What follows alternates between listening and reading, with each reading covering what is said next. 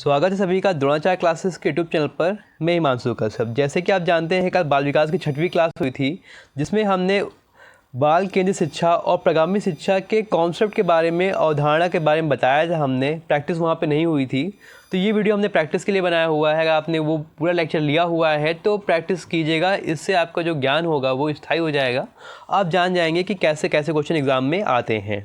तो स्टार्ट करते हैं बाल केंद्रित शिक्षा और प्रगामी शिक्षा के प्रैक्टिस की। तो पहला क्वेश्चन क्या है?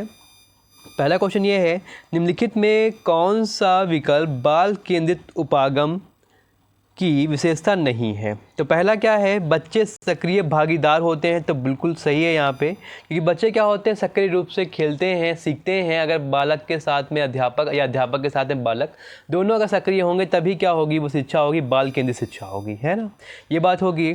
अगला क्या है, प्रत्येक बालक विशिष्ट होता है। ये भी हम जानते हैं कि बालक जो भी होते हैं सभी विशिष्ट होते हैं, सभी के अंदर व्यक्तिगत भिन्नता पाई जाती है। सभी बालक हमारे लिए क्या हैं, यूनिक हैं, विशिष्ट हैं। आगे बात करते हैं, प्रत्येक बालक के पास शिक्षा का अधिकार है। बिल्कुल सही कहा गया है। हमने आपको शिक्षा का अधिकार के बारे में पढ़ाया था पिछली क्लास में, देख लीजिएगा वहाँ से। तो ये भी सही है। अगला है, प्रत्येक बालक अपने खुद के पाठ्यक्रम का निर्माण करता है। तो ऐसा नहीं है, प्रत्येक बालक अपने खुद का पाठ्यक्रम का निर्माण नहीं करता है। तो यहाँ पर ये विकल्प गलत हो गया है। लेकिन क्वेश्चन पूछा गया है कि बाल केंद्रित उपागम की विशेषता नहीं है, तो देखा जाए बाकी पहले तीनों हैं लेकिन चौथा वाला नहीं होगा, तो यहाँ पे चौथा विकल्प क्या होगा, सही होगा। अगले क्वेश्चन की बात करते हैं, निम्नलिखित में किसका उद्देश्य एक लोकतांत्रिक समाज में विचारों तथा गतिविधियों द्वारा स्कूलों की अधिक प्रभावशाली बनाना है? देखिए, बात हो रही है लोकतांत्रिक समाज और विचारों की गतिविधियों की, और स्कूलों को हमें अधिक क्या बनाना है, प्रभावशाली बनाना है। तो लोकतांत्रिक समाज जानते हैं क्या होता है, जहाँ पर समाज के व्यक्तियों को बोलने का अवसर मिले, अपनी अभिव्यक्ति को प्रकट करने का स्वतंत्र रूप से अवसर मिले। बात करेंगे स्कूल की, तो स्कूल का भी व्यवहार जो है, या हम कहें जो तंत्र है, वो भी लोकतांत्रिक होना चाहिए। लोकतांत्रिक होने से तात्पर्य ये है कि वहाँ पे अध्यापक के साथ साथ, टीचर के साथ साथ स्टूडेंट की भी भागीदारी होगी। वो भी अपनी बात अच्छे से रख पाएगा और बता पाएगा, और ज़्यादा से ज़्यादा वो सीख पाएगा। तो यहाँ पे बात होती है, तीसरा विकल्प जो है सही होगा। ये बात होती है प्रगतिशील शिक्षा की। यहाँ पे क्या होता है, लोकतांत्रिक समाज होता है, लोकतांत्रिक परिवेश होता है, जिससे बच्चा क्या होता है, अपनी बातों को रख सकता है और अच्छे से सीख सकता है। यहाँ पे तीसरा विकल्प सही होगा। तो अगले प्रश्न की बात करते हैं, निम्नलिखित में कौन सा कथन क्रमिक शिक्षा से संबंधित है? तो जो प्रगतिशील शिक्षा थी उसी को हम क्रमिक शिक्षा के नाम से ही जानते हैं। तो पहले विकल्प की बात करते हैं, तो शिक्षक सूचना तथा प्राधिकार के जनक होते हैं। तो भाई ये विकल्प गलत हो गया, क्योंकि सिर्फ अध्यापक ही सूचना और प्राधिकार के जनक नहीं होते हैं। ऐसा नहीं कि अध्यापक ही सूचना देंगे और कोई सूचनाएं दे रहा तो गलत हो जाएगा, है ना। तो यहाँ पे ऐसा नहीं है, हम सूचना परिवेश से भी ले सकते हैं। अगला क्या है हमारा, अगला ये है, ज्ञान प्रत्यक्ष अनुभव तथा सहयोग में माध्यम से उत्पन्न होता है। ये विकल्प सही है, क्योंकि हमने बताया था आपको, जो ज्ञान होता है हम अनुभव के साथ साथ सीखते हैं, और वो अगर अनुभव प्रत्यक्ष होंगे तो हम और बेहतर तरीके से सीख सकते हैं। और दूसरी बात क्या हम जानते ही हैं कि सहयोग से बालक जो होते हैं अच्छी तरीके से सीखते हैं। तो यहाँ पे दूसरा विकल्प सही होगा। तीसरा क्यों गलत है, देखते हैं। तीसरा गलत इसलिए है क्योंकि यहाँ बात हो रही है परीक्षा नियम केंद्रित और बाहरी होती है। तो ऐसा नहीं है कि जो परीक्षा है नियम केंद्रित और बाहरी होगी, है ना, ऐसा नहीं होगा। अगर ऐसा होगा तो वो प्रगतिशील शिक्षा नहीं होगी, क्योंकि प्रगतिशील शिक्षा में जो परीक्षाएं होती हैं वो लचीली होती हैं। परीक्षाओं पे हम कम ध्यान देते हैं, लर्निंग पे हम ज़्यादा ध्यान देते हैं। अगला क्या है, शिक्षा अध्यापक केंद्रित। तो बिल्कुल गलत हो गया, क्योंकि हमने बताया था जो शिक्षा होगी वो क्या होगी, बालक केंद्रित होगी, बाल केंद्रित होगी। तो यहाँ पर दूसरा विकल्प हमारा सही होगा। आगे बढ़ते हैं हम। तो अगला प्रश्न है, स्कूलों में बाल केंद्रित शिक्षा का उद्देश्य क्या होना चाहिए? अब बात करते हैं हम बाल केंद्रित शिक्षा के उद्देश्य की। तो देखते हैं, पहला है बच्चों में संप्रेषण कौशल का विकास करना। तो भाई संप्रेषण कौशल का विकास हम कर सकते हैं, कोई बुरी बात नहीं है, लेकिन पर्टिकुलर सिर्फ संप्रेषण कौशल का ही विकास करें तो ये गलत हो सकता है ना। आगे देखते हैं, विद्यार्थियों को परीक्षा के लिए तैयार करना। तो भाई जहाँ परीक्षा की बात होगी वो विकल्प गलत होगा। मैंने आपको पहले ही बताया था, परीक्षा जो होता है निगेटिव वर्ड में आता है, हमें बच्चों को सिखाना है, ना कि परीक्षा के लिए तैयार करना है। तो ये गलत हो गया। और तीसरा विकल्प क्या है, पाठ्य पुस्तक पर बल देना और रटना। तो ये भी गलत हो गया, क्योंकि हमने आपको निगेटिव वर्ड बताया हुआ है। तो अगर आपने नेगेटिव वर्ड नहीं सीखे हैं बाल विकास के या पॉजिटिव वर्ड नहीं सीखे हैं बाल विकास के, तो वीडियो जरूर देखिएगा। हमने एक सीटेड ब्रह्मास्त्र करके प्लेलिस्ट बनाया हुआ है, उसमें आप देख सकते हैं। अगला क्या है, विद्यार्थियों को व्यवहारिक जीवन के लिए तैयार करना। ये ज़रूरी है भाई कि बच्चा क्या है व्यवहारिक जीवन के लिए तैयार होगा तो उसका संप्रेषण भी अच्छा हो जाएगा और बाकी चीज़ें भी अच्छी हो जाएंगी। तो यहाँ पे चौथा विकल्प हमारा बिल्कुल सही होगा। आगे बढ़ते हैं हम 5वें प्रश्न की।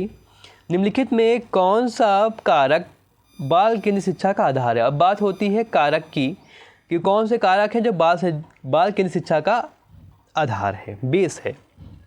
तो पहला क्या है, व्यक्तिगत भिन्नता। बिल्कुल इंपॉर्टेंट है भाई, क्योंकि हमें यही सिखाया जाता है यहाँ पे कि हमें सभी बच्चों की जो व्यक्तिगत भिन्नता हैं उनको ध्यान देना है और उसके आधार पर शिक्षण देना है। सभी बच्चों को हम ध्यान देंगे तभी तो बाल केंद्रित शिक्षा होगी। तो यहाँ पे पहला विकल्प क्या होगा, बिल्कुल सही होगा। बाल अधिकार की बात नहीं करेंगे हम और RTE की बात नहीं करेंगे हम, और सभी बालक सभी प्रकार समान होते हैं, तो बिल्कुल गलत हो गया यहाँ पे। तो पहला ही विकल्प यहाँ पे सही होगा। आगे बढ़ते हैं हम। तो अगला प्रश्न है, बाल विकास एक क्षेत्र है जिसमें, अब बाल विकास की बात हो रही, देख लेते हैं।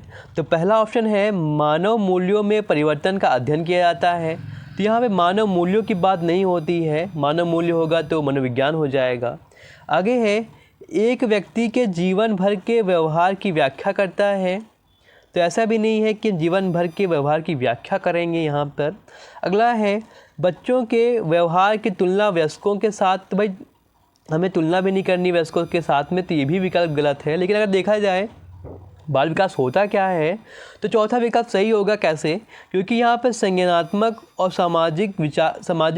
सामाजिकता की बात हो रही है कि संज्ञानात्मक और सामाजिक और दूसरी योग्यताओं के संबंध में एक बालक के निरंतर विकास का अध्ययन करते हैं हम। तो यही क्या होता है, बाल विकास होता है। हमने बताया था कि बाल विकास के अंतर्गत बालक का जो विकास होता है उसके भ्रूणावस्था से लेके गर्भावस्था से लेके जीवन पर्यंत चलता रहता है, जिसमें बालक के चाहे संज्ञानात्मक विकास हो, चाहे सामाजिक विकास हो, चाहे संवेगात्मक विकास हो, है ना, चाहे शारीरिक विकास हो, कोई भी तरह का जो विकास होता है उसको हम निरंतर अध्ययन करते हैं कि कैसे कैसे विकास हो रहा है, वो बाल विकास होता है ना। मानव मूल्य को ध्यान नहीं दिया जाता है। तो ये हमारा यहाँ पे चौथा विकल्प सही होगा। आगे बढ़ते हैं हम। तो अगला प्रश्न है 8 नंबर, विज्ञान एवं कला प्रदर्शनियाँ, संगीत एवं नृत्य कार्यक्रम और विद्यालय पत्रिकाओं के प्रकाशन का उद्देश्य क्या है। अब बात करते हैं इनकी हम। तो पहला क्या है, विद्यालय को नाम को स्थापित करना, कि भाई हमें पत्रिका इसलिए निकालते हैं कि विद्यालय का नाम स्थापित हो सके। तो ये विकल्प गलत है भाई, है ना। हम चाहते हैं कि बच्चे का जो पाठ्यक्रम है, जो करिकुलम है, उसके अलावा कुछ सीख सके, इसीलिए पत्रिकाओं को ध्यान दिया जाता है। तो पहला विकल्प गलत हो गया। दूसरा क्या है, अभिभावकों को संतुष्ट कर सके। तो ये गलत है भाई, हमें संतुष्ट अभिभावकों को नहीं करना है, उनके बालकों को करना है कि बालक उनके सीख सके। अभिभावक का क्या रोल है वहाँ पे, यहाँ पे दूसरा विकल्प भी क्या होगा, गलत होगा। अगला क्या है, विद्यार्थियों के एक सृजनात्मक मार्ग प्रदान करें। ये काफ़ी इंपॉर्टेंट है कि बच्चे को कुछ एक्स्ट्रा चीज़ें मिलेंगी तो उसका जो विचार होगा सृजनात्मक होगा और अच्छे से वो सीख सकेगा। यहाँ पर तीसरा विकल्प गलत होगा। चौथा क्यों गलत होगा, ध्यान देते हैं। विद्यार्थियों को विभिन्न व्यवसायों के लिए तैयार करना। हमने बताया था हमें व्यवसायों के लिए तैयार नहीं करना है कि बच्चा बड़ा हो के ये व्यवसाय करेगा वो व्यवसाय करेगा। तो यहाँ पे तीसरा विकल्प सही होगा कि अधिक से अधिक पुस्तकें पढ़ेगा वो, नई चीज़ें पढ़ेगा वो, तो सृजनात्मकता का उसका विकास होगा। यहाँ पे तीसरा विकल्प सही है। आगे बढ़ते हैं हम। तो अगला प्रश्न है, विद्यार्थी केंद्रित कक्षा में शिक्षिका, एक शिक्षिका की बात होगी, क्या उसका रोल होगा, क्या भूमिका होगी, बात करते हैं यहाँ पे।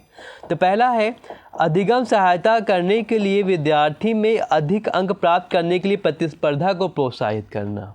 पर ध्यान दीजिएगा, यहाँ पे बात हो रही है अंकों की, बात हो रही है प्रतिस्पर्धा की बात हो रही है। हमने बताया था आपको कि जो अंक होते हैं, प्रतिस्पर्धा होती है, नेगेटिव वर्ड होते हैं, हमें इस पर ध्यान नहीं देना है, बच्चे की लर्निंग पे ध्यान देना है, ना कि उनके अंकों पे। बच्चा प्रतिस्पर्धा करे, बेटा तुम पास हो जाओ, तुमको फर्स्ट आना है, तुमको उसको पिछाड़ना है। हमें ऐसी भावना का विकास नहीं करना है, हमें ऐसी भावना का विकास करना है कि बच्चा खुद से प्रतिस्पर्धा करे, है ना। जिसकी प्रतिस्पर्धा हो स्वच्छ प्रतिस्पर्धा हो। स्वच्छ प्रतिस्पर्धा का तात्पर्य ये होता है कि बालक खुद से ही सीखे कि हमारे अंदर क्या कमियां है, उसको हम दूर करें और हम आगे बढ़ें। हम जैसे कि बात करते हैं हम सीटेट की, जैसे कि हमें जानते हैं कि हमें 82 और 90 नंबर लाने हैं, है ना। अपनी कैटेगरी वाइज देख लीजिएगा, तो भाई हमारी प्रतिस्पर्धा खुद से होगी कि अपनी गलतियों को सुधारें और हम बेहतर करें। हमें एक दूसरे से मतलब नहीं है कि वो पास हो रहा है कि फेल हो रहा है, ये होती है क्या, स्वस्थ प्रतिस्पर्धा। तो हमें ध्यान दीजिएगा, बालकों को हमें प्रतिस्पर्धा नहीं करानी है, अंकों पे ध्यान नहीं देना है, हमें स्वस्थ प्रतिस्पर्धा करानी है, ठीक है, जहाँ बच्चा खुद से ही सीखेगा। तो पहला विकल्प क्या हो गया, गलत हो गया। दूसरा क्या है, वह अपने विद्यार्थियों से जो कुछ करने की उम्मीद रखता है उसका उदाहरण देकर उसके बाद सीखने के लिए उन्हें निर्देश देना। तो भाई देखो यहाँ पे विकल्प क्यों गलत हो गया, क्योंकि यहाँ पे बात हो रही उम्मीद की, हमें विद्यार्थियों से उम्मीद लगानी है, ये तो गलत हो गया। हमने आपसे बताया था आपको कि हमें ना ही बच्चों से आशाएं लगानी है, ना बच्चों से उपेक्षाएं लगानी है कि बच्चा ये कर सकता है वो कर सकता है। भाई अगर ऐसा करेंगे तो बच्चे के अंदर क्या होगा, बर्डन आएगा, बच्चा को बोझ फील होगा, तो बच्चा क्या सीख नहीं पाएगा यहाँ पे, है ना। तो हमें ऐसा नहीं करना है, ये विकल्प गलत हो गया। अगला क्या है, अगला है ऐसी विधियाँ प्रयोग करेगी जिसके द्वारा अधिगमकर्ता यानी कि जो बच्चा है, अधिगमकर्ताओं को अपने अधिगम को प्रोत्साहन मिलेगा। ये सही है, हमने कहा था कि लर्निंग पे हमें फोकस करना है, तो यहाँ पे क्या होगा, अधिगम को प्रोत्साहन देने के लिए हम ऐसी विधियों का प्रयोग करेंगे। यहाँ पे ये विकल्प सही होगा। लास्ट विकल्प गलत क्यों है, देख लेते हैं। महत्वपूर्ण तथ्यों की व्याख्या के लिए व्याख्यान विधि का प्रयोग करना, उसके बाद ध्यान का परीक्षण करना। तो यहाँ पे व्याख्यान विधि का प्रयोग करना गलत है, परीक्षण करना भी यहाँ पे गलत है। हमें बच्चों की लर्निंग पे, अधिगम पे ध्यान देना है, तो यहाँ पे तीसरा विकल्प क्या होगा, सही होगा। आगे बढ़ते हैं हम। तो ये तो क्वेश्चन काफ़ी इजी है। निम्न में किस चिंतक ने बाल केंद्रित शिक्षा का समर्थन किया, तो हमने आपको स्टार्टिंग में बताया था, लेक्चर के स्टार्टिंग में ही। कौन होंगे वो, जॉन डीवी होंगे। अगला है, भारत सरकार ने प्राथमिक स्कूलों में मध्याह्न भोजन यानी कि MDM योजना की शुरुआत की। यह योजना अभिप्रेरणा के किस सिद्धांत पर आधारित है। तो यहाँ पर जो मध्याह्न भोजन की बात होती है, यहाँ पर ये मानवतावादी होती है, ना व्यवहारात्मक होती है, ना सामाजिक होती है, ना ही संज्ञानात्मक होती है। ये क्या है, मानवतावादी है, जिसमें मानव के मूल्यों को परखा जाता है, उसे कुछ सीखा जाता है। तो ये मानवतावादी मूल्य होती है कि बच्चा क्या है, भोजन कर रहा है, कुछ सीख रहा है ना। भोजन के लिए शायद वो विद्यालय आ रहा है, लेकिन क्या है, भोजन से अगर जुड़ा हुआ है तो उसके सहायता से कुछ सीखने का भी प्रयास करता है। तो यहाँ पे मानवता मूल्य की बात होगी, यहाँ पे चौथा विकल्प सही होगा। आगे बढ़ते हैं हम। छोटी कक्षाओं में शिक्षक द्वारा खेल खेल में सीखना पद्धति आधारित है। अब बात हो रही है खेल खेलने की, कि खेल खेलने बच्चा क्या है, सीख रहा है। तो पहला विकल्प है विकास व वृद्धि के मनोवैज्ञानिक सिद्धांतों पर। अगला है शिक्षक के मनोवैज्ञानिक सिद्धांतों पर, शारीरिक शिक्षा प्रोग्राम के सिद्धांतों पर, या शिक्षण पद्धति के सिद्धांतों पर। तो ध्यान दीजिएगा, बच्चा का खेल खेल में सीख रहा है तो जो पद्धति होगी विकास और वृद्धि के मनोवैज्ञानिक सिद्धांतों पर कार्य करेगी, क्योंकि बच्चा खेल खेल के सीखेगा तो उसका विकास भी होगा और वृद्धि भी होगी। इन सिद्धांतों को ये फॉलो करता है। यहाँ पे पहला विकल्प सही होगा, बाकी गलत होंगे। आगे बढ़ते हैं हम। शिक्षण में अधिगम पर बल देने वाला परिवर्तन हो सकता है। कैसा परिवर्तन हो सकता है, देखते हैं हम। तो पहला है बाल केंद्रित शिक्षा पद्धति अपनाकर। तो ये सही है, क्योंकि अगर हम बाल केंद्रित शिक्षा पद्धति को अपनाएंगे तो हम जो शिक्षण होगा हम उसको क्या कर सकते हैं, परिवर्तित कर सकते हैं। ठीक है, रटने पर हमें बल नहीं देना है। अग्र शिक्षण की तकनीक अपनाकर जरूरी नहीं है ये। परीक्षा परिणामों पर केंद्रित होने तो बिल्कुल गलत हो गया, यहाँ पे अंकों पे हमें ध्यान नहीं देना। यहाँ पे पहला विकल्प सही होगा कि बाल केंद्रित शिक्षा पद्धति अपनाकर हम शिक्षण के अधिगम पर बल देने वाला परिवर्तन हो सकता है या कर सकते हैं। अगला विकल्प क्या है, अगला प्रश्न देखते हैं।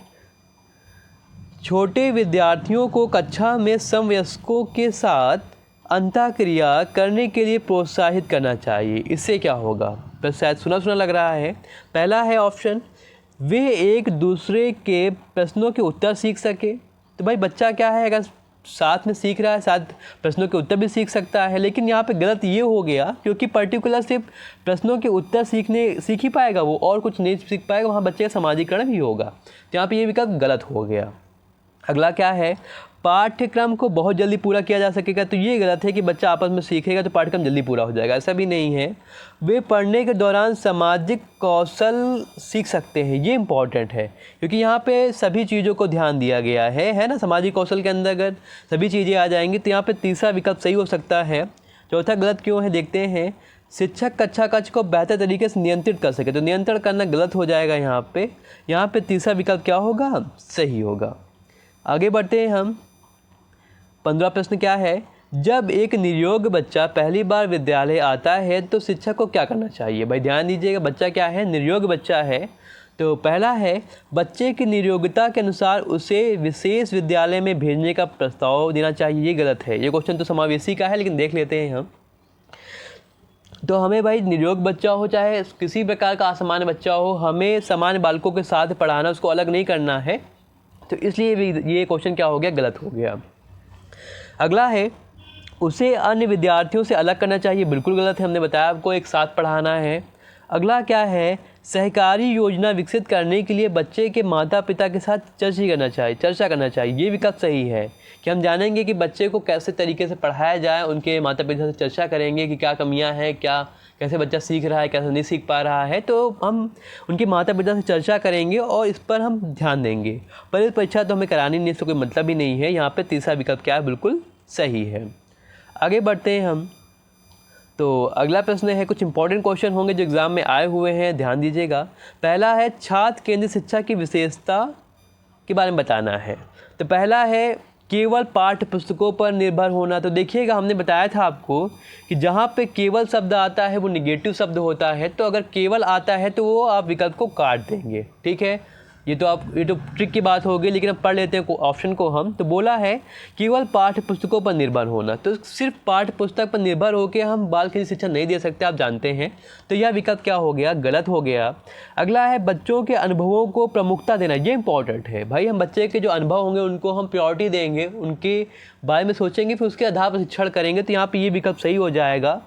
और अगला है, यंत्रवत याद करना, कंठस्थ करना। ये भी गलत हो गया।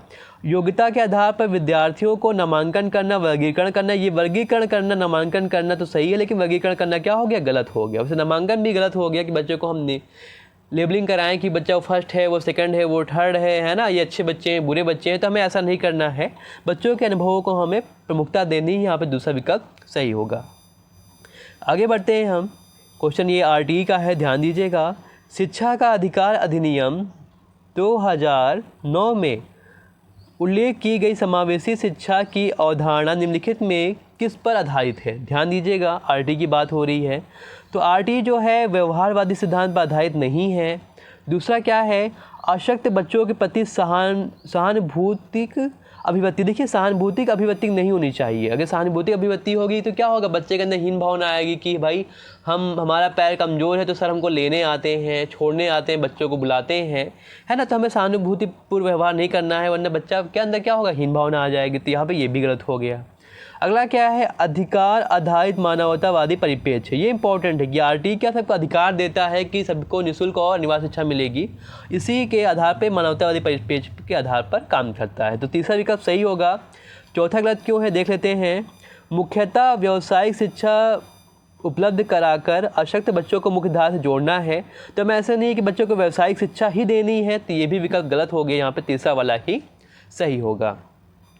आगे बढ़ते हैं हम। तो अगला प्रश्न है, निम्नलिखित संरचनाओं में शिक्षा का अधिकार अधिनियम 2009 किसकी वकालत करता है। तो हमने बताया था ये समावेशी शिक्षा की वकालत करता है, जहाँ पर सामान्य बालकों के साथ साथ असामान्य बालकों दोनों को ही प्रधान माना गया है। दोनों को हम साथ में शिक्षा देंगे, कभी उन्हें अलग नहीं करना है। यहाँ पर दूसरा विकल्प सही होगा। आगे बढ़ते हैं हम। तो अगला प्रश्न है, एक शिक्षक को विद्यार्थियों एवं उनकी योग्यता के बारे में सकारात्मक विश्वास होता है। भाई कब सकारात्मक विश्वास होगा, तब विद्यार्थी, पहला है, सीखने के लिए उत्सुक एवं प्रेरित होंगे। तो ये सही हो सकता है, क्योंकि बच्चा क्या है, सीखने के लिए उत्सुक है और प्रेरित है, तब उनकी योग्यताओं के बारे में हम जान सकेंगे कितना वो सीख सकते हैं। अगला है, निश्चिंत हो जाते हैं तथा सीखने के लिए किसी भी तरह का प्रयास करना बंद कर देते हैं। तो ये गलत हो गया, हमें प्रयास करना बंद नहीं करना है। उत्साह भंग हो जाता है तथा वे दबाव में आ जाते हैं, ये भी गलत है।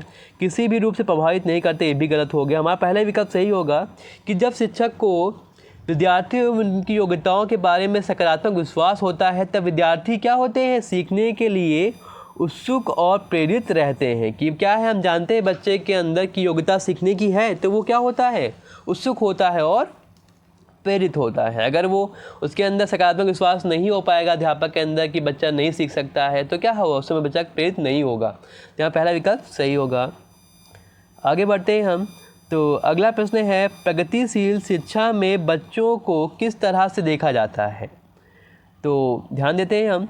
तो पहला है छोटे वयस्कों के रूप में, दूसरा है निष्क्रिय अनुकारकों के रूप में, अगला है सक्रिय अन्वेषकों के रूप में और खाली स्लेट के रूप में। तो बच्चा खाली स्लेट नहीं होता है, बच्चा सक्रिय अन्वेषक होता है। अगर बच्चा खुद से खोज करके सीख रहा है, क्रियात्मक रूप से सीख रहा है, करके सीख रहा है, तो वो सही होगा। यहाँ पे तीसरा विकल्प सही होगा। आगे बढ़ते हैं हम। निम्नलिखित में कौन सा विकल्प प्रगतिशील शिक्षा का सबसे अच्छा वर्णन करता है। आपको याद होगा हमने प्रगतिशील शिक्षा के बारे में बताया था कि वहाँ पे करके सीखना होता है, परियोजना विधि होती है, सहयोग के साथ सीखना होता है ना। तो आपको पहले ही मिल गया, पहला विकल्प ये सही होगा, बाकी सारे विकल्प गलत होंगे। आगे बढ़ते हैं हम। प्रगतिशील शिक्षा के बारे में निम्नलिखित में कौन सा कथन बताता है कि शिक्षा स्वयं ही जीवन है। तो पहला है विकल्प, स्कूल शिक्षा को यथासंभव लंबे समय तक जारी रखना। तो ये गलत है कि हम लंबे समय तक जारी रखेंगे, ऐसा नहीं करना है हमें। स्कूलों की आवश्यकता नहीं है, बच्चे अपने जीवन के अनुभव के साथ सीख सकते हैं। तो क्या ये विकल्प सही है। तो आगे देखते हैं हम। ऐसा ज़रूरी नहीं है कि बच्चा बिना स्कूल में आए ही चीज़ों को सीख जाए। अगर विद्यालय भाई बनाए क्यों गए हैं इसके लिए फिर, है ना। तो यहाँ पे एक विकल्प गलत हो गया, पहला भी गलत था। तीसरा है, स्कूल में शिक्षा सामाजिक और प्राकृतिक दुनिया को प्रतिबिंबित करे। मतलब ये इम्पोर्टेंट है कि बच्चों की जो शिक्षा मिल रही है विद्यालय में, वो उसके समाज और प्रकृति से जुड़ी हुई हो, है ना। यहाँ पे तीसरा विकल्प सही होगा। जीवन सच्चा शिक्षक है, ये गलत हो गया, तीसरा विकल्प ही सही होगा। आगे बढ़ते हैं। किसी प्रगतिशील कक्षा की व्यवस्था में शिक्षक एक ऐसे वातावरण को उपलब्ध कराकर अधिगम को सुगम बनाता है जो खोज को प्रोत्साहन देता है। तो भाई खोज को प्रोत्साहन हमें देना है, बच्चा जितना खोजी होगा उतना चीज़ों को सीख सकेगा। नियामक गलत हो गया। समावेश को हतोत्साहित नहीं करना है भाई, प्रोत्साहित करना है हमें। आवृत्ति को बढ़ावा देना है। देखिए आवृत्ति इंपॉर्टेंट है, लेकिन बहुत हमें आवृत्ति नहीं कराना है कि बार बार हम रिवीजन नहीं करा रहे, बार बार दोहरा ही रहे हैं। तो ये भी विकल्प गलत हो गया। यहाँ पे पहला वाला ही सही होगा कि खोज को हम प्रोत्साहन देंगे और बच्चा खोजी बनेगा और चीज़ों को सीखेगा। अगला प्रश्न क्या है, बाल केंद्रित शिक्षा का अर्थ क्या होता है भाई। तो भाई ध्यान दीजिए, काफ़ी इंपॉर्टेंट प्रश्न है। तो पहला क्या है, बच्चों को शिक्षक का अनुगमन और अनुकरण करने के लिए कहना। तो क्या ये विकल्प सही होगा। नहीं, जरूरी नहीं है कि बच्चा क्या है शिक्षकों का अनुगमन करे, अनुकरण करे, ये जरूरी है। ये जरूरी नहीं है कि बच्चा टीचर को फॉलो करे, उनके बातों को माने, या एक एक चीज़ को अनुकरण करे, जो वो बोले उनकी नकल करे। तो नकल करना गलत हो जाएगा। यहाँ पे हमें उनसे कुछ सीखना है यहाँ पे। तो अगला क्या है, बच्चों की अभिव्यक्ति और उनकी सक्रिय भागीदारी। भाई हमने बताया था जहाँ पे सक्रिय भागीदारी होगी, अभिव्यक्ति होगी, वह विकल्प क्या होगा, सही होगा। क्योंकि बाल केंद्रित का अर्थ ही होता है कि बच्चा अपने आप को अभिव्यक्त कर सके और उसकी लर्निंग में पूरी सक्रिय भागीदारी हो, कि बच्चा भी वही काम करे या सहायता करे अध्यापक की, जो अध्यापक सिखाने का प्रयास कर रहा है। अध्यापक के साथ साथ बालक का भी रोल होगा सीखने में। तो यहाँ पे दूसरा विकल्प क्या होगा, सही होगा। तीसरा गलत क्यों होगा भाई, बच्चों को पूर्व से स्वतंत्र कर देना। तो स्वतंत्र कर देंगे तो बच्चा सीख ही नहीं पाएगा। और बच्चों को नैतिक शिक्षा देना, तो पर्टिकुलर नैतिक शिक्षा नहीं देना है हमें यहाँ पे दूसरे विकल्प के साथ जाना है, ये विकल्प सही होगा। आगे बढ़ते हैं हम। तो अगला प्रश्न है, निम्नलिखित में कौन सी स्थिति बाल केंद्रित कक्षा कक्ष को प्रदर्शित कर रही है। अब बात होती है बाल केंद्रित शिक्षा की, देख लेते हैं। पहला है, एक कक्षा जिसमें पाठ्य पुस्तक एकमात्र संसाधन होती है। देखिएगा इस ऑप्शन में दो निगेटिव वर्ड दिए गए हैं।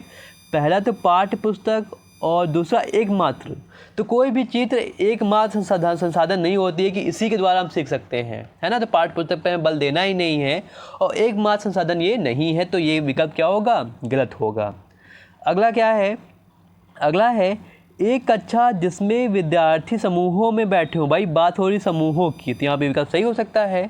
और शिक्षिका बारी बारी से प्रत्येक समूह में जा रही हो, यहाँ पे ये विकल्प सही होगा कि समूह बने हुए हैं और शिक्षिका जो है समूहों में जा रही है, बच्चों को सिखाने का प्रयास कर रही है, ये विकल्प बिल्कुल सही होगा। तीसरा देखते हैं, एक कक्षा जिसमें शिक्षार्थियों को व्यवहार शिक्षिका द्वारा दिए जाने वाले पुरस्कार और दंड से संचालित होता है। तो ये गलत है कि बच्चे पुरस्कार और दंड पर निर्भर करें और ये गलत हो जाएगा क्योंकि पुरस्कार पे हमें दंड पे ज़्यादा ध्यान नहीं देना है। अगला है एक कक्षा जिसमें शिक्षिका नोट लिखा देती है और शिक्षार्थियों से उन्हें याद करनी। भाई याद करना भी इम्पोर्टेंट नहीं है कि नोट लिख लो भाई इसको याद कर लो, ये गलत हो गया। यहाँ पे दूसरा विकल्प ही सही होगा। आगे बढ़ते हैं हम। तो अगला प्रश्न है बाल केंद्रित शिक्षा में शामिल है, क्या शामिल है? तो पहला ऑप्शन है बच्चों को एक कोने में बैठाना, ये गलत हो जाएगा भाई। अगला है प्रतिबंधित परिवेश में अधिगम। तो भाई प्रतिबंधित और परिवेश है तो वहाँ पर अधिगम नहीं हो पाएगा क्योंकि उसमें बच्चा क्या है बॉन्डेड फील करेगा, है ना, ये विकल्प गलत हो गया। तीसरा है वे गतिविधियाँ जिनमें खेल शामिल नहीं होते। तो भाई बाल केंद्रित शिक्षा में क्या है, खेल तो शामिल ही होते हैं, तो ये विकल्प गलत हो गया।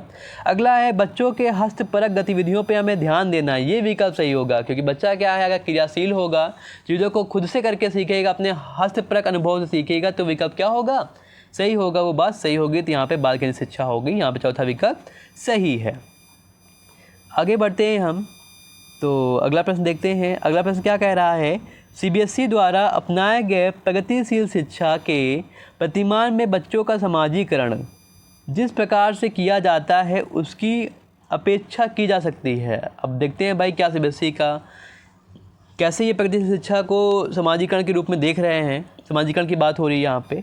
तो पहला विकल्प है वे समय नष्ट करने वाले सामाजिक आदतों प्रकृति को त्याग करें तथा सीखें कि किस प्रकार अच्छी श्रेणियाँ पाई जा सकती हैं। तो भाई यहाँ पे श्रेणियाँ की बात हो रही है कि हमें टॉपर बनना है, ये गलत हो गया भाई, है ना। टॉपर बनने की हमें फीलिंग भावना नहीं लानी है, हमें भावना लानी है कि बच्चा कुछ सीख सके, कुछ लर्निंग हो सके उसकी, है ना। यहाँ पे गलत हो गया।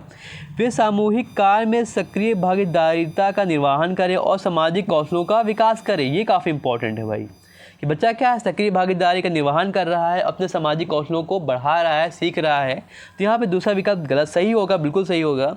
तीसरा गलत क्यों है, वे बिना प्रश्न उठाए समाज के नियमों विनियमों का अनुपालन करें, ये गलत है भाई। अगर वो समाज में रह रहे नियमों का बिना बोले ही पालन कर रहा है तो ये गलत है ना, क्योंकि वो खुद तर्क वितर्क कर सकता है, जो जानता है क्या सही है क्या गलत है। तो हमें ऐसे भावना का विकास करना कि बच्चा अपने समाज में जो भी नियम बनाए गए हैं उसके बारे में वो कुछ कह सके कि क्या सही है क्या गलत है, उसके अनुसार वो पालन करे तब सही होगा। ये नहीं है कि वो बिना प्रश्न उठाए उनका पालन करे, तो यहाँ पे ये विकल्प गलत हो जाएगा। अगला है किसी भी प्रकार की सामाजिक पृष्ठभूमि होते हुए भी वह सब स्वीकार करें जो उन्हें विद्यालय द्वारा प्रदान किया। तो ये भी गलत है कि भाई देखो बिना कुछ बोले स्वीकार कर रहा है यहाँ पे, है ना, चाहे उसकी पृष्ठभूमि कुछ भी हो। तो ये विकल्प यहाँ ये भी गलत हो जाएगा, तो दूसरा विकल्प ही सही होगा।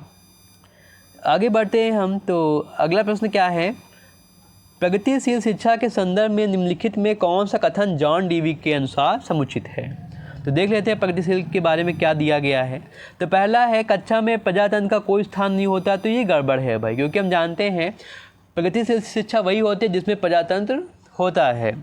विद्यार्थियों को स्वयं ही सामाजिक समस्याओं को सुलझाने के लिए सक्षम होना चाहिए। तो हाँ भाई ये तो बात सही है, क्योंकि बच्चा क्या है खुद से चीज़ों को सीखेगा, खुद से समस्या का समाधान करेगा तब ज़्यादा सीख पाएगा। तो ये विकल्प सही हो सकता है। बाकी देख लेते हैं। तीसरा है जिज्ञासा विद्यार्थियों के स्वभाव में अंतर्निहित नहीं होती है अपितु इसका संवर्धन करना चाहिए। ये गलत है भाई। जिज्ञासा जो होती है बालक के अंदर पहले से ही होती है ना, ये नहीं कि अंतर्निहित नहीं होती। ये विकल्प क्या हो गया, गलत हो गया। अगला है कक्षा में विद्यार्थियों का निरीक्षण करना चाहिए कि ना कि सुनना चाहिए। तो ये गलत है कि बच्चों का सिर्फ निरीक्षण ही करें, हम उनकी सुने नहीं, ये भी विकल्प गलत हो गया। तो देखा जाता है यहाँ पे दूसरा विकल्प ही सही होगा। आगे बढ़ते हैं हम। तो अगला प्रश्न है प्राथमिक स्तर पर एक शिक्षक में निम्न में किसे महत्वपूर्ण विशेषता मानना चाहिए। भाई सबसे महत्वपूर्ण विशेषता क्या है कि एक शिक्षक है प्राथमिक स्तर का तो उसे कैसा होना चाहिए। तो पहला है धैर्य और दृढ़ता, कि भाई अध्यापक के अंदर धैर्य हो, दृढ़ता हो कि वो विद्यालय में टिक सके, बच्चों को पढ़ा सके, ये ना हो कि परेशान हो जाए, ऊब जाए। तो ये तो बहुत ज़रूरी है भाई। अगला है शिक्षण पद्धतियों और विषयों के ज्ञान में दक्षता। भाई दक्षता जरूरी नहीं है, अगर अध्यापक क्या है शिक्षा पद्धति के बारे में जानता है, विषय के बारे में उसको ज्ञान है कि बच्चों को समझा सकता है, तो वो जरूरी है। जरूरी नहीं है कि वो पंडित ही हो, है ना। तो दक्ष होना जरूरी नहीं है, ये गलत हो गया यहाँ पे। अति मानक भाषा में पढ़ाने की क्षमता का विकास करना। भाई देखो अध्यापक क्या है, जरूरी नहीं है कि मानक भाषा का प्रयोग करे। भाई हमने बताया था कि प्राथमिक स्तर पर जो बच्चों को सिखाना है मातृभाषा में सिखाना है, तो मालक भाषा का प्रयोग ही नहीं होगा। अगला क्या है, पढ़ाने के लिए उत्सुकता। तो भाई पढ़ाने के लिए उत्सुकता जरूरी नहीं है, वो तो उसका कर्म ही है, वो पढ़ाएगा ही, है ना। सबसे इम्पोर्टेंट क्या है, धैर्य और दृढ़ता, क्योंकि आप जानते हैं प्राथमिक स्तर पे जो बच्चे होते हैं काफ़ी छोटे होते हैं, आपको परेशान भी करेंगे। तो अगर आपके अंदर धैर्य और दृढ़ता नहीं होगी तो आप पढ़ा नहीं पाएंगे, क्या होगा, विद्यालय छोड़ के चले जाएंगे। तो यहाँ पर ये बहुत ज़रूरी है, बाकी चीज़ें ज़्यादा ज़रूरी नहीं है। तो यहाँ पर धैर्य और दृढ़ता बिल्कुल सही विकल्प होगा। तो आपने देखा कि कितने आसान तरीके से इसको हम सीख सकते हैं। बस करना क्या है, हमको क्वेश्चन में ध्यान देना है कौन से निगेटिव वर्ड और पॉजिटिव वर्ड आ रहे हैं और कैसे कैसे उनको हम पहचान सकते हैं, है ना। तो क्या होगा, हम 4 विकल्पों में से 3 को हम देखते रहेंगे, 3 में कौन कौन गलत है, काटते रहेंगे और एक विकल्प हमें सही मिल जाएगा। तो आगे बात करते हैं अंतिम प्रश्न की हम। तो एक शिक्षक अपने लोकतांत्रिक स्वभाव के कारण विद्यार्थियों को पूरी कक्षा में कहीं भी बैठने की अनुमति देता है।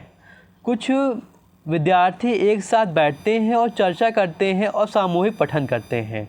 कुछ चुपचाप बैठकर अपने अपना पढ़ते हैं। एक अभिभावक को यह पसंद नहीं आता है।